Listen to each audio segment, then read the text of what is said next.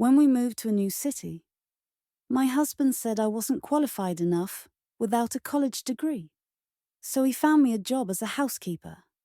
I took care of my employer attentively for 2 years. Even though she was a bit mean, always making unreasonable demands, I endured it because I was afraid. Afraid that if I didn't do well, it would affect my husband. Until today, when I discovered a photo in her house. A close, intimate shot of her and my husband. That was the moment I realized the woman I had been serving wholeheartedly all this time was actually my husband's mistress. My name is Anna Thompson, and this is my sad story. I sat in the dark of our home, my mind still reeling from what I had just seen. How could I have imagined that the housekeeping job my husband had arranged for me was in the home of his lover, Samantha Hayes? The sound of the door opening jolted me from my tangled thoughts. "Why don't you turn on the lights?"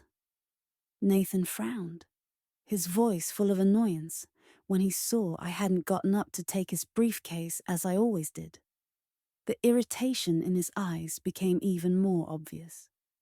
He took off his shoes, threw the briefcase onto the sofa roughly, loosened his tie, and scolded. "You haven't cooked dinner yet? What have you been doing all day?" Those words landed like a heavy stone straight into my heart, the sharp pain radiating outward.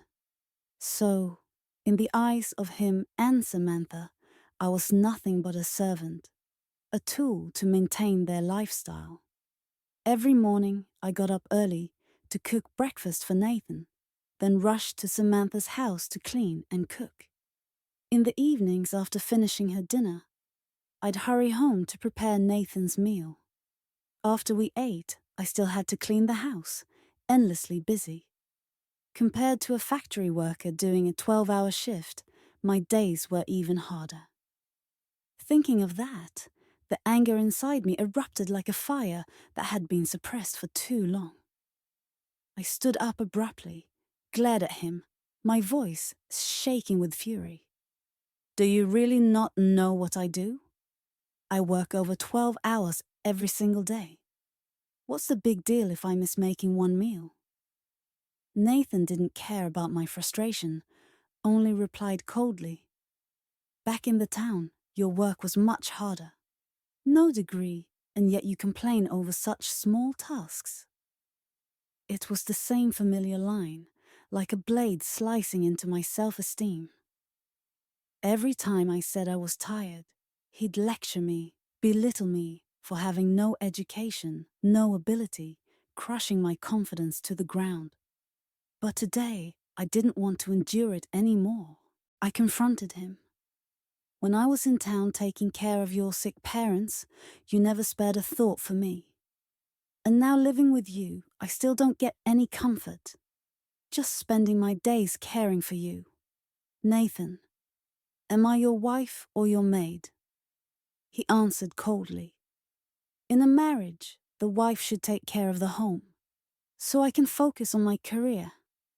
His words made me laugh bitterly, my tone dripping with sarcasm. "That would be fine, if you were worth it." I turned to walk to the bedroom, but before I could take a step, Nathan grabbed my wrist.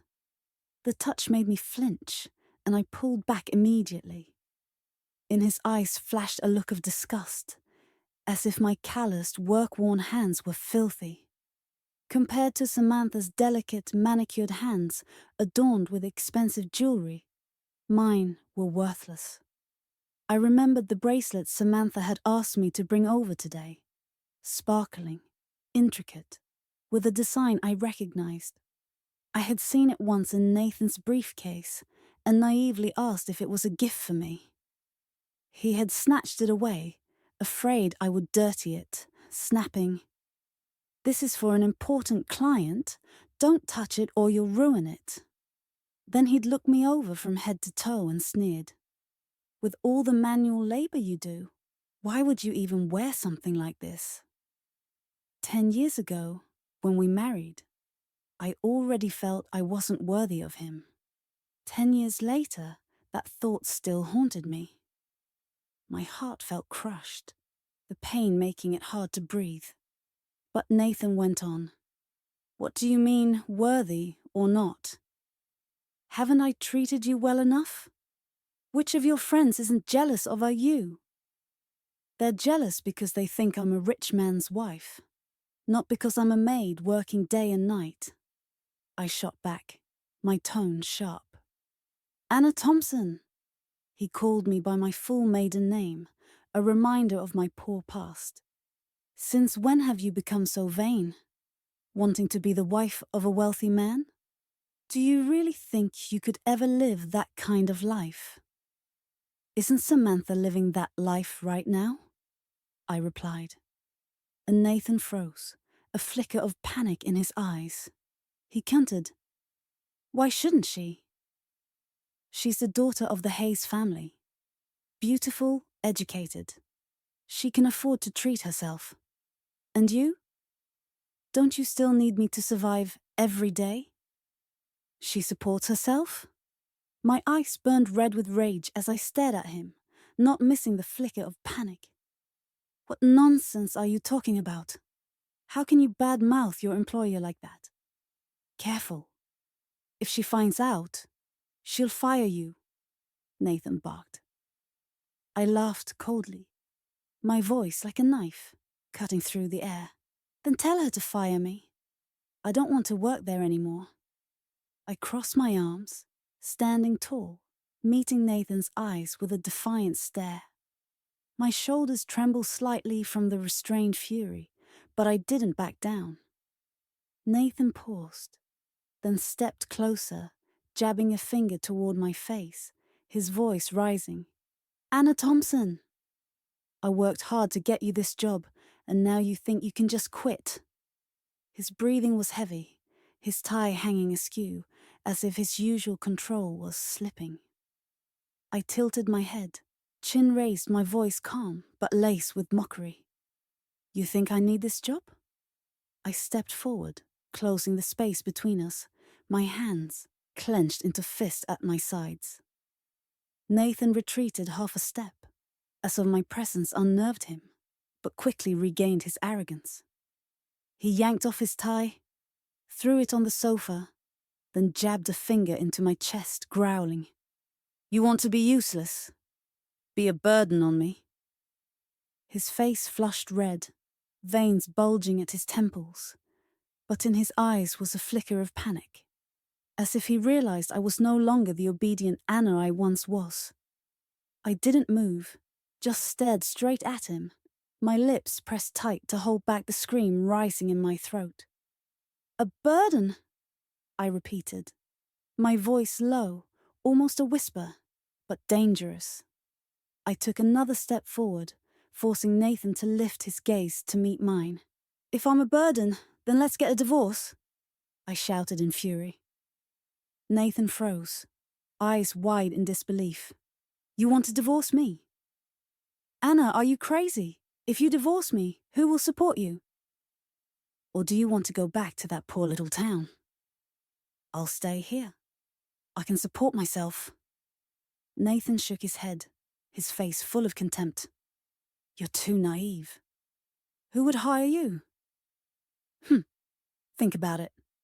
And now you're even using divorce to threaten me. Looks like you've been dreaming too much. He turned toward the door, grabbing his briefcase. I'll be at the office for the next few days. When you realize your mistake, I'll come back to you. His gaze was lofty, full of pity, certain I could never leave him. But this time he was wrong. Before he could step out, I walked straight to the bedroom and slammed the door shut, the sound echoing through the house. That was my resistance, my answer to him. Inside the room, I stood by the window, coldly, watching Nathan's figure head toward the building across the street, Samantha's place. He wasn't going to the office. To him, our fight was just an excuse to be with his mistress freely. Right now, he was probably thrilled, smug at having such a foolish, submissive wife who didn't even know his lover lived right across the way. I bit my lips until they split, the metallic taste of blood filling my mouth. In the end, I couldn't hold back anymore. I broke down in sobs. 10 years of love, traded for a pathetic joke. Before I go on, I want to thank you for sharing these stories with me about women reclaiming their power. If you believe every woman deserves respect and recognition, please consider subscribing. It's free and helps us reach more women who need to hear this. Now, let's see what happens next.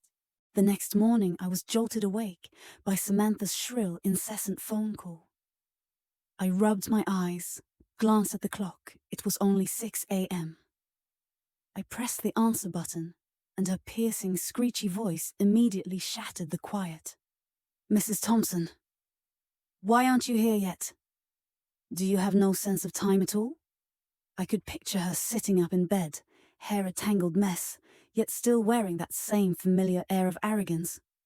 "Miss Hayes, I'm resigning, starting today." My voice was hoarse from crying all night, flat and emotionless. I sat up in bed, leaning against the headboard, clutching the bed sheet tightly to keep my composure. There was a few seconds of silence on the other end, as if she were digesting my words. And then came a burst of mocking laughter, sharp, high-pitched, dripping with contempt. "Looks like you've seen that photo, haven't you?" My grip on the phone tightened until my knuckles turned white, my nails digging deep into my palms. How did she know? They had hidden it so well. 2 whole years without a single slip. I took a deep breath, forcing my voice to stay calm. "That's right." But in my head, the image of Nathan holding her kept spinning. "If you know already, then go crawl back to your little town. A maid like you thinks she deserves to be Nathan's wife? Aren't you ashamed to stand next to him?" Her voice was venomous and brimming with triumph. I could feel the gloating in every word, like a blade plunging into my dignity. "You're not wrong, I'm a maid. But Miss Hayes, with all your education, haven't you ever been taught that being a mistress is far more shameful? You..." Her voice caught, choked for a moment, and I pictured her face flushed red, lips pressed tight in fury. But then her pitch rose again. "Let me tell you the truth. Nathan never loved you. He only saw you as free help, to care for his parents, to care for his mistress without spending a dime." The words hit like a punch to my chest, making it hard to breathe. That's right, I thought. The man who once left home to be with me, who once saved every penny just to buy me food, that man was long gone. Now, Nathan didn't love me anymore. So what reason did I have to stay? My heart ached, but the pain was turning into strength. "You're right. A scumbag and a shameless woman.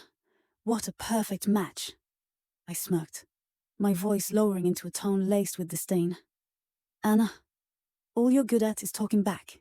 In the end, you'll always be my maid," she said, her voice dripping with malice.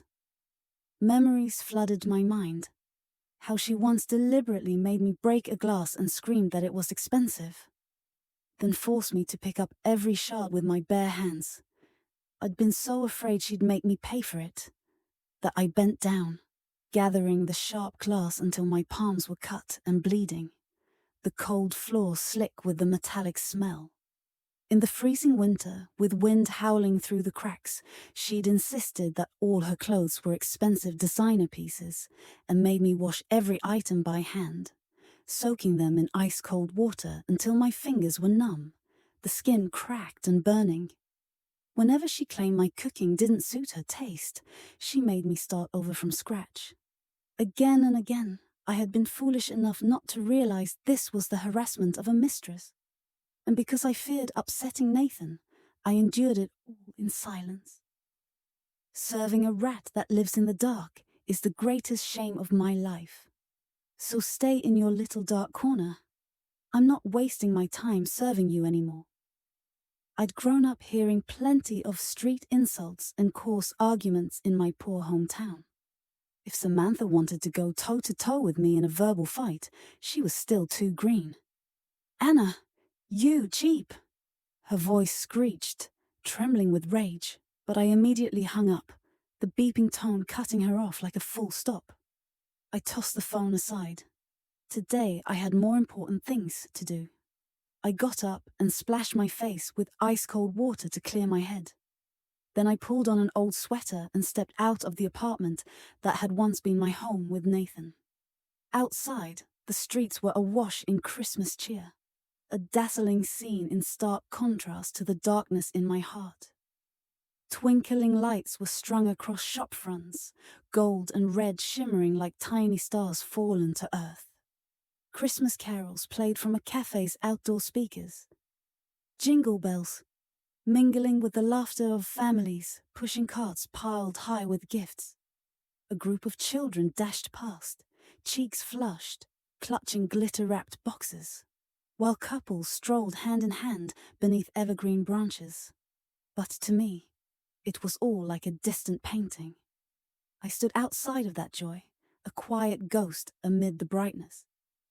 I drew in a deep breath, my exhale turning into a puff of white in the cold air, and opened the GPS on my phone to find the nearest law office.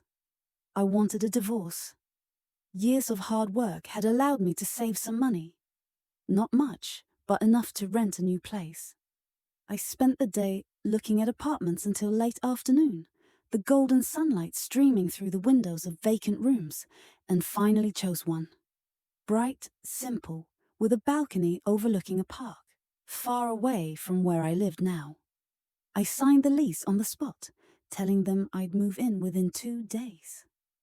On my way back, my phone buzzed. A message from Samantha. I opened it, and there was a photo. She held a gleaming designer bag under the lights.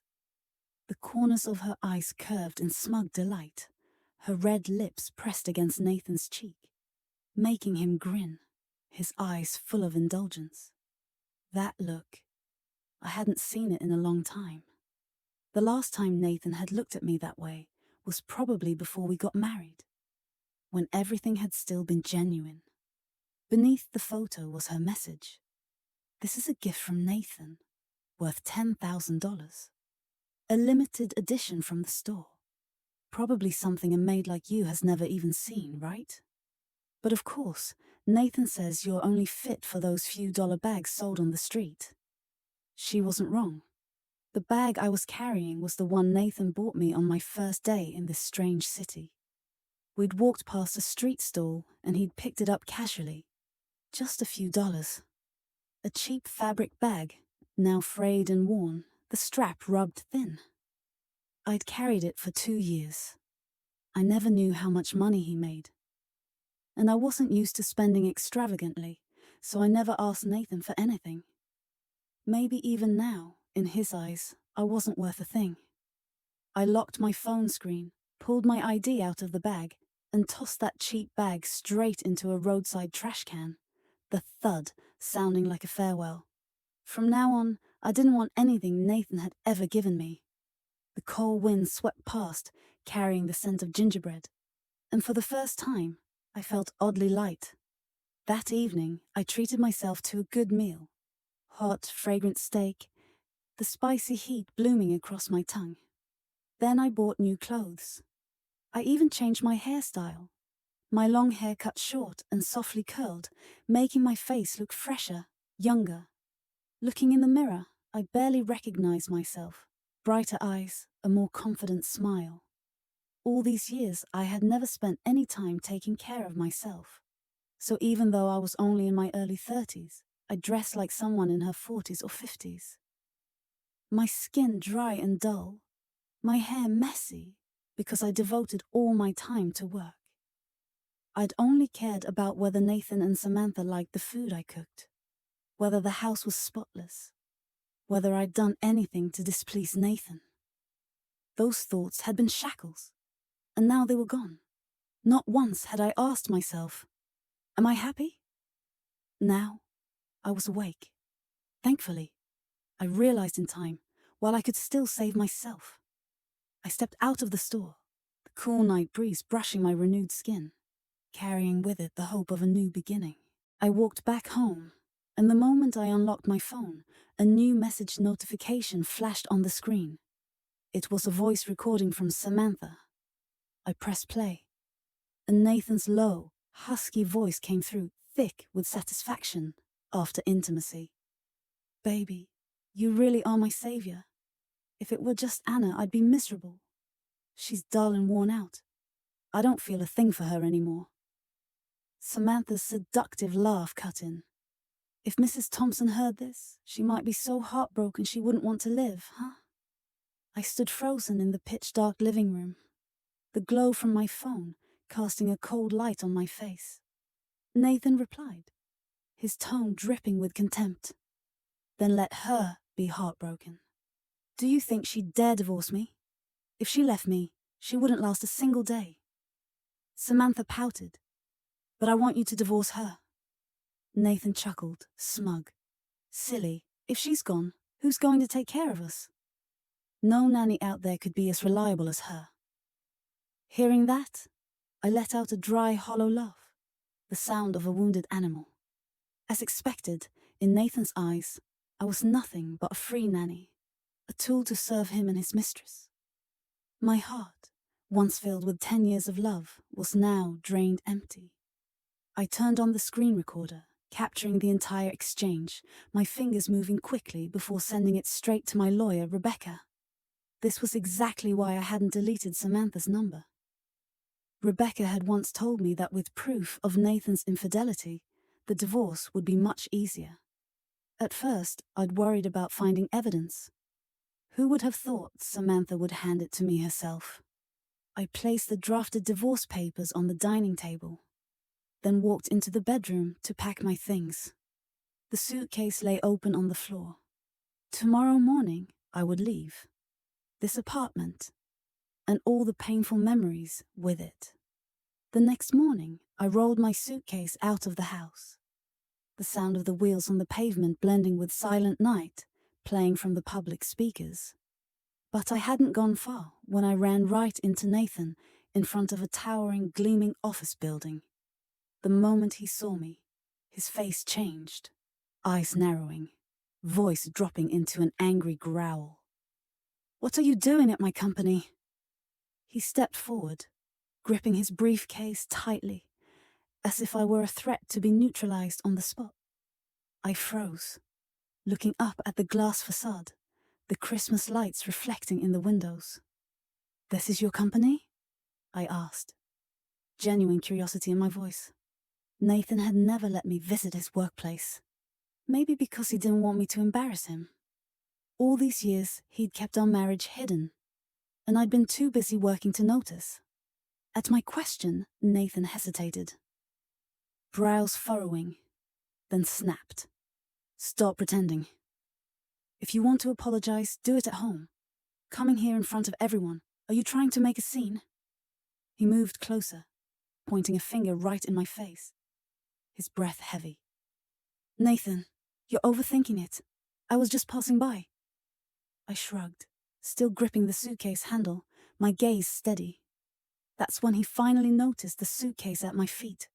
His expression shifted, eyes widening, voice trembling. "Where are you going with that?" He stepped forward, as if to block my path. I glared at him, my voice cold. "What does it have to do with you?" I wasn't letting him control me anymore.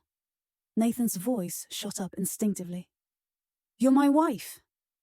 He grabbed my hand, yanking hard, as if to assert ownership. "As of today, I'm not your wife anymore." I pulled my hand free. His brows knit tighter, his face flushed red as he seized my arm again, dragging me into the building's lobby, growling. "Tell me exactly what you think you're doing." I struggled, but his grip was too strong, and the suitcase handle slipped from my grasp. Suddenly, a woman's voice came from behind, light, yet laced with curiosity. "Mr. Brooks, who is this woman?" I turned to see a young woman in a business dress, eyes scanning me. Nathan immediately released my arm, replying awkwardly, "Ah, a relative of mine?" He straightened his tie, trying to compose himself, but the worry in his eyes betrayed him. I lowered my head, my heart icing over. Then, that sweet, false, all too familiar voice rang out. "Oh, Mrs. Thompson, what are you doing here?"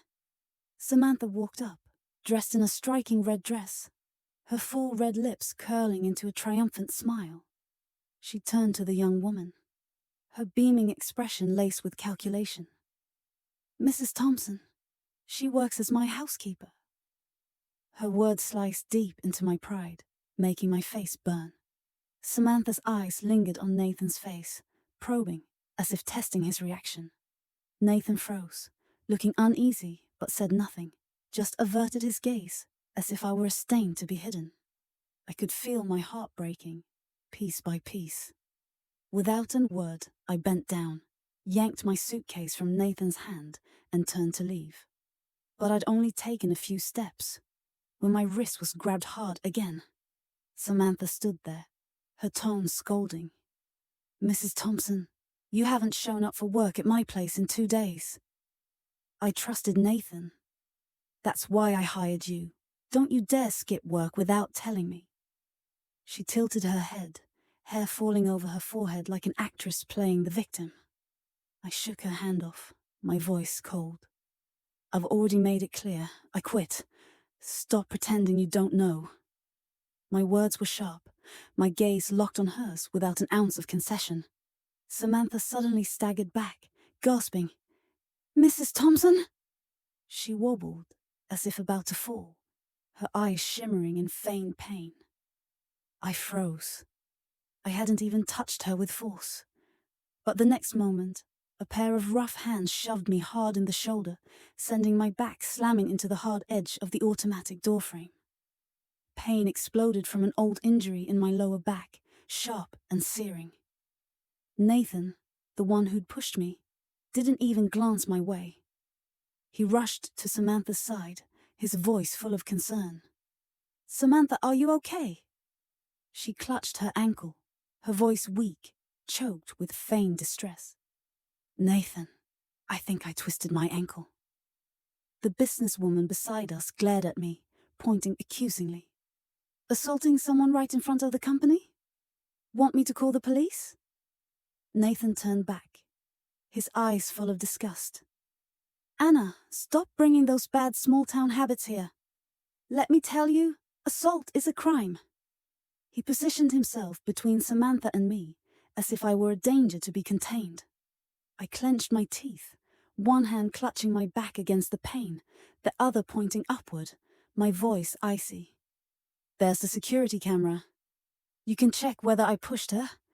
If I did, I'm ready to sit in the police station right now." I stood tall, meeting their eyes with a challenge. Even as sweat from the pain rolled down my temples. My unyielding stance made them both pause. Samantha quickly shifted her tone, feigning gentleness. "No need, after all. Mrs. Thompson is someone Nathan knows. I'll forgive her." She nestled into Nathan's chest, clinging to his arm, shooting me a sly, victorious glance. Nathan nodded, bending to lift her in his arms, his voice firm. "Samantha, I'll take you to the hospital right away." Before leaving, he turned to warn me, his voice like ice. "This is only because Samantha isn't holding it against you. When she gets back from the hospital, I expect you to go to her house and apologize immediately. And about quitting, don't you dare bring it up again." He walked away. Samantha pressed close against him, her smile curling with triumph. I stood there, watching their figures fade from view. The pain in my back throbbed in waves, but my heart hurt far worse. I leaned against the wall, sinking down in exhaustion, my breath heavy in the freezing air. "Hold on," I told myself. I thought of the Nathan from long ago, the first man to show me kindness, to give me warmth in a cold winter. Endure this one last time. After today, I would never have to suffer through this again. I closed my eyes, forcing myself not to cry. I don't know how long the pain had held me down, but when my senses slowly returned, I forced myself to stand, my hands trembling as I pulled my suitcase and walked out of the building. I hailed an Uber and sank into the back seat. Through the window, the scenery blurred past like a film on fast forward. Just like my old life, being left behind. Meanwhile, Nathan took Samantha to the hospital, patiently waiting while the doctor bandaged up the injury she had staged herself. After bringing her back to her apartment, Nathan stood to leave, but not before leaning down to pinch her cheek lightly. "I'll go home and handle some family matters first. Then I'll come back to you." He smiled, but a flicker of worry passed through his eyes, as if he'd just remembered our confrontation remained unresolved. Samantha looked up at him, her eyes glistening with feigned disappointment, her lips curling as if to keep him there. She bit her lips softly, her voice coy. "All right, but you have to come back soon." Nathan kissed her forehead gently, then turned and left, his footsteps quick. "You ask how I knew?" That's right. I had gotten the password to the camera in Samantha's apartment, and nothing they did escaped my sight. Nathan walked back to our apartment confidently, carrying a gift bag, a sparkling purse worth over $100, the same one I'd seen when we were at the mall together. That day, he had glanced at me and said flatly, "It's nice, but it doesn't suit you." Now, perhaps he thought that with this purse, I'd obediently soften like before. He pushed the door open and called out, "Anna?" His voice echoed in the silence, but only the empty air replied. Nathan frowned, stepped inside, and flipped on the lights. The cold, white glow flooded an empty room. He searched through the apartment, his footsteps quickening, almost panicked. The bedroom, the study, the bathroom. Every single one of my belongings, even my toothbrush, was gone. Nathan stopped in the living room, his eyes landing on the stack of papers on the table. The divorce papers. His hand clenched the gift bag tightly, as if refusing to believe his eyes. I knew Nathan must have been seething. He was a man obsessed with control, from the smallest details like how I folded laundry to the biggest, my entire life. In his mind, I was the woman who always put him first, dependent on him to survive. He probably thought I was just overreacting to force him to give in, that I would return and apologize like all the other times. Through the camera feed, I saw him suddenly relax his shoulders, his lips curling into a faint smirk as if regaining confidence. He slowly took out his phone, dialed my number, his voice softening into a coaxing tone. "Anna, where are you?" "Sitting in my new apartment," I answered. "What is it?" "I bought you a gift. Come home." Nathan kept his voice gentle, but I could hear the strain underneath every word. He stood in the middle of the living room, running a hand through his hair, his eyes darting around as if searching for some trace of me. "I don't need it." "Nathan, sign the divorce papers." Nathan's face darkened, his brows knitting, his grip on the phone tightening. "What nonsense are you pulling again? We've been married for so many years. Divorce isn't a game." He began pacing the room, his voice rising, trying to claw back his control. I took a deep breath, my heart aching, but resolute. "Whether it's been 10 years or 50, I will still divorce you. Nathan, marrying you is the biggest regret of my life." Each word I spoke was a strike against the contempt he had for me, shattering his inflated pride. Nathan laughed in rage, the sound sharp and scornful. He gritted his teeth, his tone low and threatening. "Fine. I'll give you 1 month. Let's see if you're still this bold then." He stood tall, chest heaving, as if trying to restrain his fury. But I only replied coldly, "You don't need to give me time.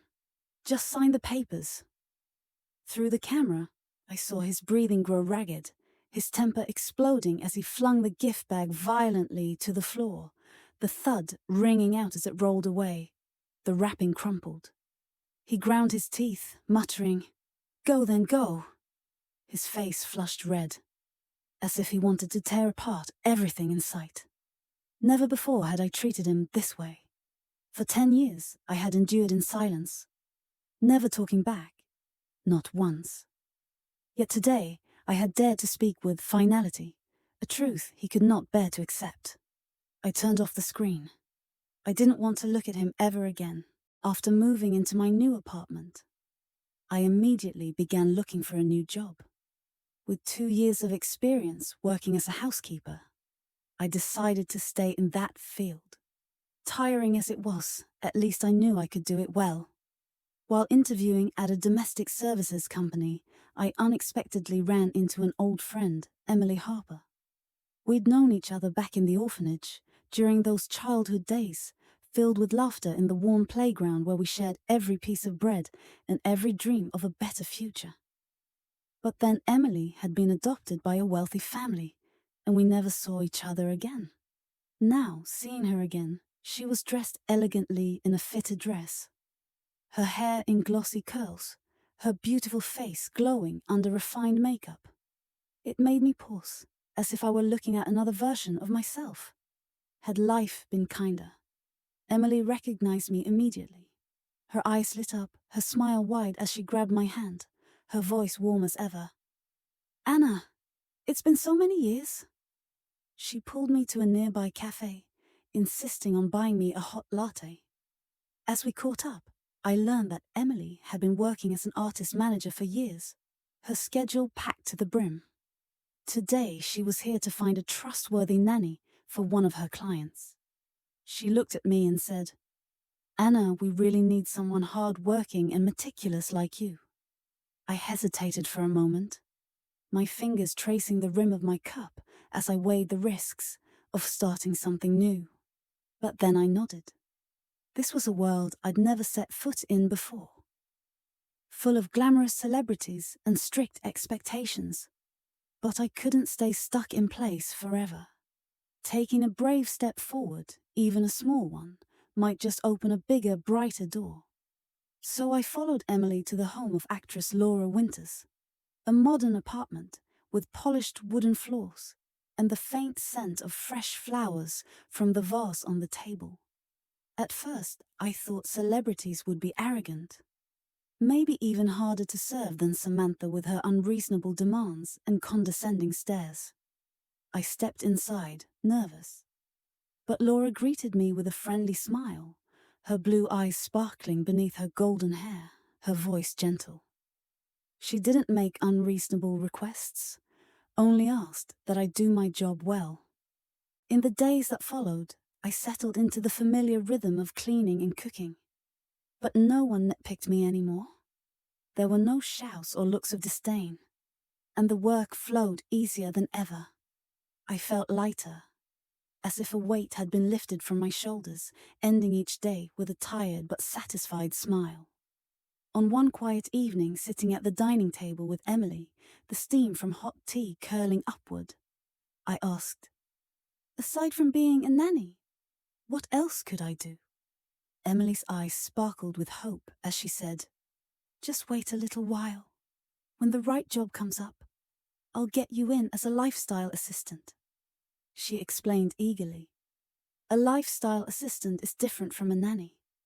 You can learn so much more. Organizing schedules, managing events, even getting exposure to the entertainment industry. If you do well, you can grow into bigger opportunities. But first, you have to learn. I looked into her eyes, seeing the expectation and encouragement there, and nodded repeatedly, my voice firm. As long as I can support myself, I can handle whatever it takes.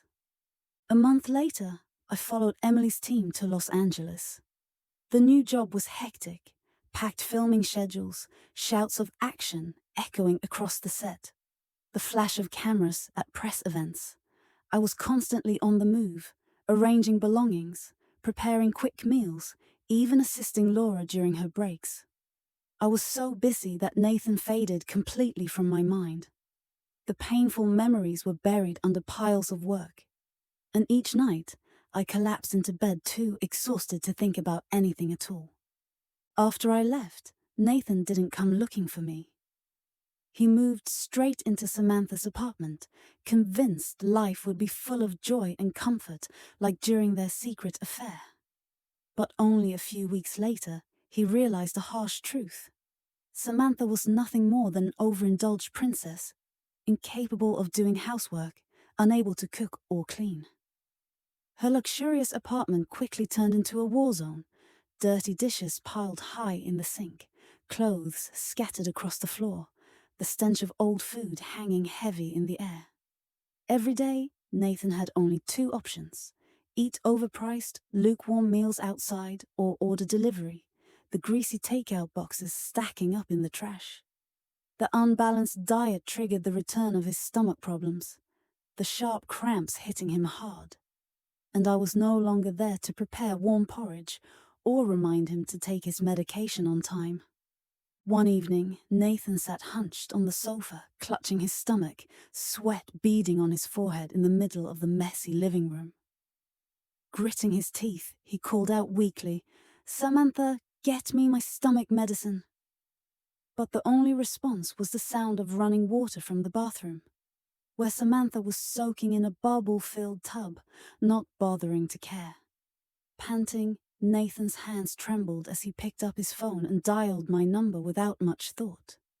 On the other end was the background noise of the set where I was working. Laughter, the whir of cameras, the director's commands. "Anna, where's the stomach medicine?" His voice was weak, deliberately pitiful, as if still believing I'd soften. "You don't have legs to go buy it yourself?"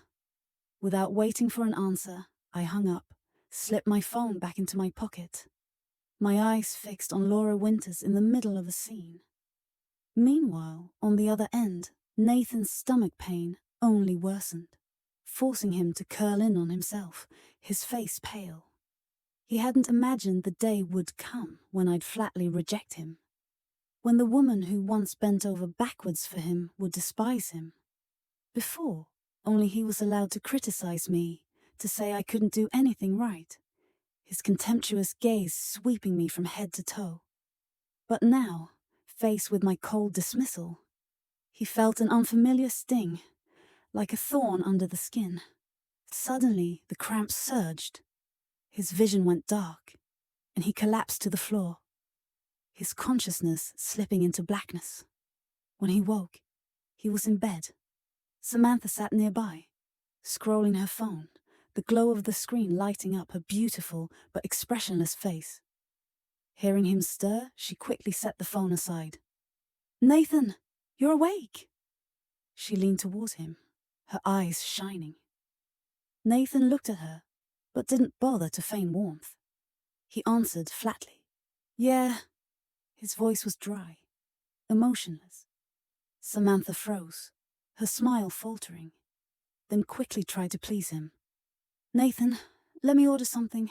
What do you want to eat?" Her fingers hovered over her phone, eyes on him, waiting. At the word order, Nathan's expression darkened. He sat up, frowned, and said coldly, "Can't you cook me a meal yourself?" Samantha pouted, her voice shrinking like a scolded child. "But I don't know how to cook." Nathan snapped, his voice sharp with irritation. "Completely useless." The words cracked through the room like a slap. The same words he had once thrown at me. Words that had made me bow my head and cry in silence. Now he turned them on Samantha, and her eyes instantly welled up as she choked out, "Nathan, you think I'm useless? What about the promises you made to me?" She shot to her feet, phone clenched tightly, staring at him in wounded outrage. But this time, Nathan had no patience left. He turned his face away, his voice weary. "Get out!" The words were icy, without a shred of pity. Samantha fled the room in tears, but Nathan didn't follow to comfort her, as he once would have. He lay there breathing heavily, his eyes blank on the ceiling. Perhaps, when people are at their weakest, the sweet memories of the past resurface. I saw through the camera as Nathan picked up his phone, his fingers hesitating before dialing my number. "Anna, I'm sick. Can you come take care of me?" His voice was weak, deliberately pitiful, as if I was still the Anna who would rush to his side for a single plea.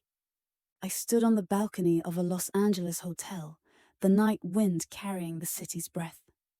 "Are you still dreaming?" I replied, my voice cold. "Sign the divorce papers and stop coming to me." Without waiting for his answer, I hung up. Nathan tried to call back, only to hear the message that his number had been blocked. Through the camera feed, I saw him sitting motionless, his arms limp at his sides, his eyes empty but full of regret. For the first time in his life, he wanted me back, but it was too late. Perhaps that regret burned deeper as Nathan looked around Samantha's messy apartment. Dirty clothes in heaps, takeout boxes scattered, the air thick with stale food. Samantha returned to the room, her voice sweet as she suggested, "Nathan, maybe we should hire a new housekeeper." She twirled a strand of hair, playing coy. But at the word housekeeper, Nathan's brows drew together. He brushed her hand away, his tone sharp. "I'm not used to strangers in the house."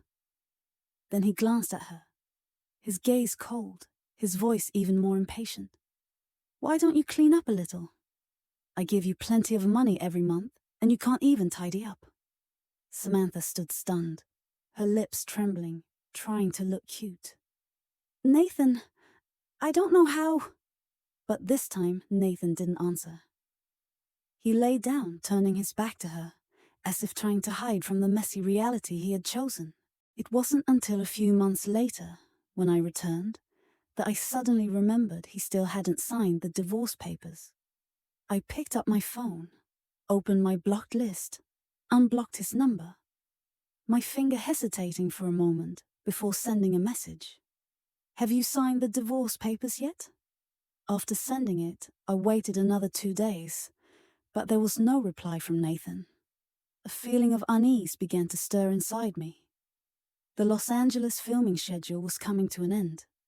In just a few days, the crew would be moving to a remote forest location for outdoor scenes that would last nearly half a year. I couldn't let the divorce drag on. But unexpectedly, 2 days later, I ran into Nathan at an event. The launch of a new product, where Laura Winters was appearing as the brand's ambassador. Following Laura backstage, my head bent over my notes. I suddenly looked up and saw Nathan, standing just a few steps away, chatting with Mr. Winters, Laura's older brother. He was dressed in a sharp black suit, but there was still a tiredness in his eyes, as if life with Samantha wasn't the dream he had imagined. The moment he saw me, Nathan's eyes lit up. He walked toward me quickly, his voice full of surprise. "Anna, what are you doing here?" Mr. Winters, in an elegant grey suit, raised an eyebrow and turned to Nathan. "Mr. Brooks, you two know each other?" Nathan answered immediately. "That's right. She's my wife." He stood tall, chest out, as if asserting ownership in front of others. I froze, not out of emotion, but from anger. He had never once publicly introduced me as his wife, always hiding my identity like a shameful secret. Yet now, he declared it so casually. I pressed my lips together, forcing myself to stay calm. Mr. Winters' brow furrowed, his skeptical gaze shifting between Nathan and me. "Wife. The wife of a CEO working as a housekeeper." The words were like an arrow piercing through Nathan's facade, making him freeze, his mouth opening and closing soundlessly. While Nathan floundered, I stepped forward, my voice steady but cold. "Mr. Winters, we are in the process of getting a divorce." The backstage air fell silent. Mr. Winters' eyes widened, and Nathan stood frozen. He quickly grabbed my hand, his voice trembling as he tried to sound affectionate. "Anna, it's been a month. Are you still mad at me?" I yanked my hand free, Nathan, do you think your mistress wants to remain a mistress forever? My words made the tension in the air thicken. Emily Harper, standing not far away, folded her arms and let out a cold snort, her sharp eyes slicing over to Nathan. A cheating man who still... Her voice was low, but dripping with contempt. Nathan took a step back, his face pale, his voice shaking. Anna, you've known all along? He looked at me, panic flickering in his eyes. I stood tall, meeting his gaze head on. Yes, I've known for a long time. You tricked me into being your mistress's unpaid housekeeper for 2 years, and I endured more pain than you could imagine. And you thought I was using divorce as a joke? He fumbled, raking a hand through his hair, scrambling for a way to explain. It's not what you think. Samantha is just... But I cut him off, a faint smile on my lips as cold as ice. I have all the evidence I need.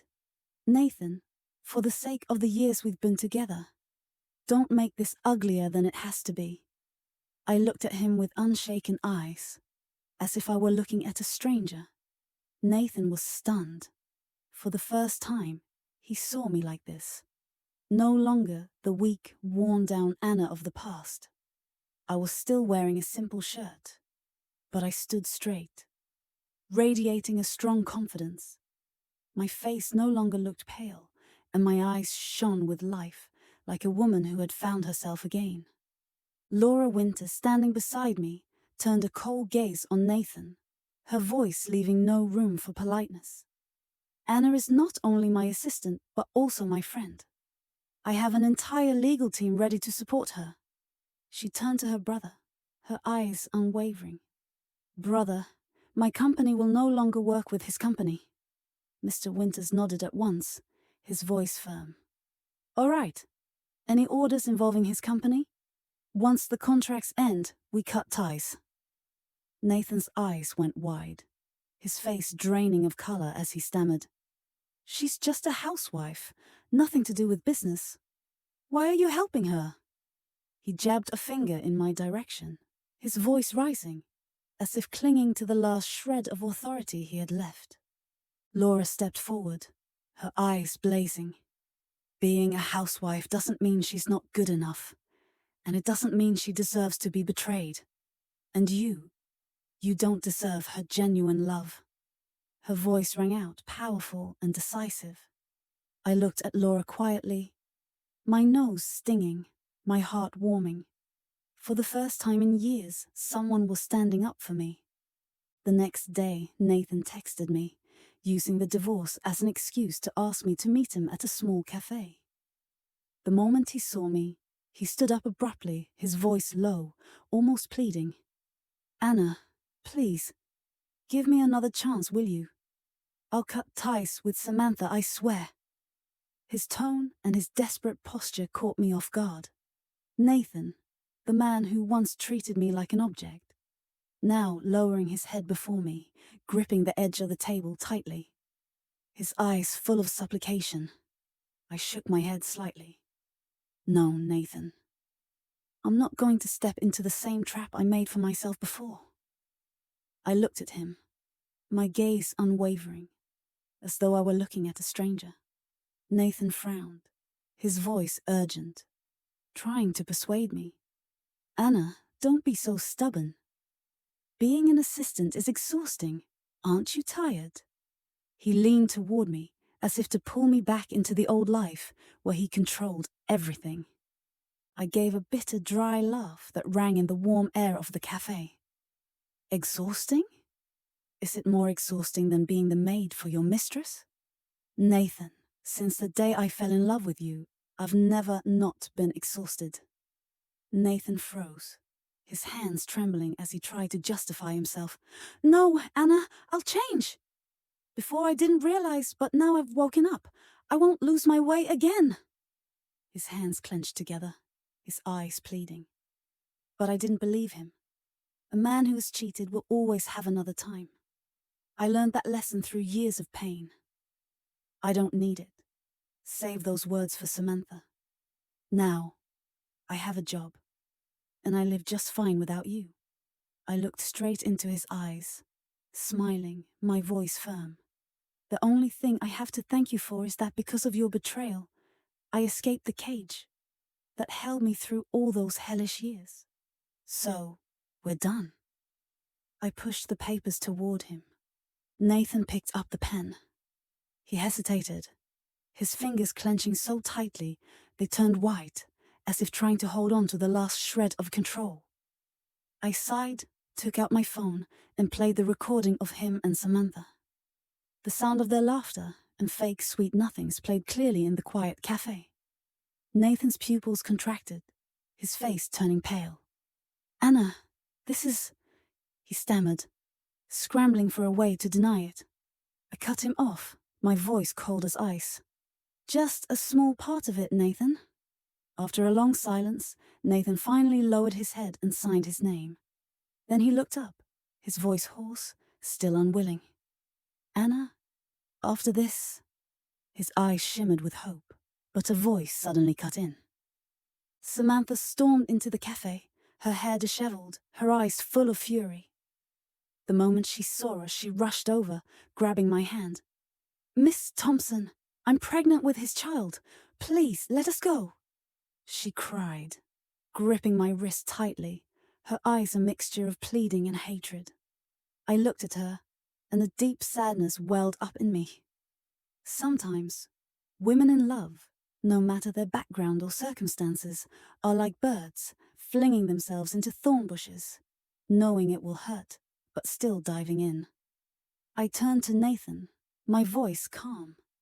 "Take care of your own mess. I'm leaving." Samantha misunderstood, thinking I didn't want a divorce, and clung to my arm. I looked down at her. "Miss Hayes, Nathan and I have already signed the divorce papers. Don't come bothering me again." As soon as the words left my mouth, Nathan suddenly shoved Samantha's hand away. His face flushed red with anger. "Samantha, who told you to come here?"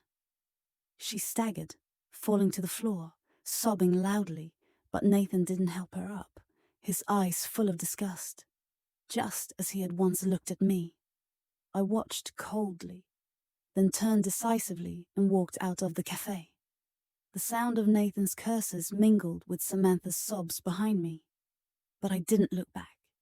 Half a year later, I heard that both Nathan and Samantha had paid the price for what they'd done.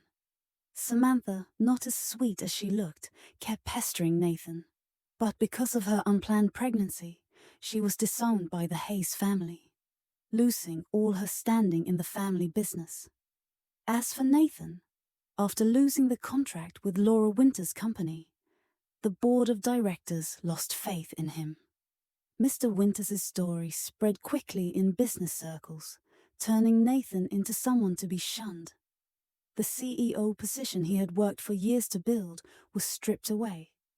In a drunken argument, Nathan got into a struggle with Samantha, injuring her badly and causing her to miscarry. For intentional assault, he was sentenced. In the end, a betrayer always pays a steep price. During the 6 months I traveled with the film crew, I learned without pause. From managing schedules to handling crises on set. The sound of rolling cameras, the stage lights, and the busy days made me grow more than ever. I became Laura Winters' most trusted person. Not just her assistant, but her friend. Now I have my own career, no longer trapped in some dark little corner. Looking ahead, I will pour everything into making my life brilliant, shining brighter than ever before. Hearing all this, maybe you wonder why I didn't push harder for the divorce sooner or take revenge for the betrayal. Maybe it's because I once loved Nathan in my younger years. Maybe the control he had over me still left traces. Or maybe I didn't want to waste the rest of the good years of my life on lawsuits. If you were me, what would you do? Leave a comment below, let's talk. Thank you for listening.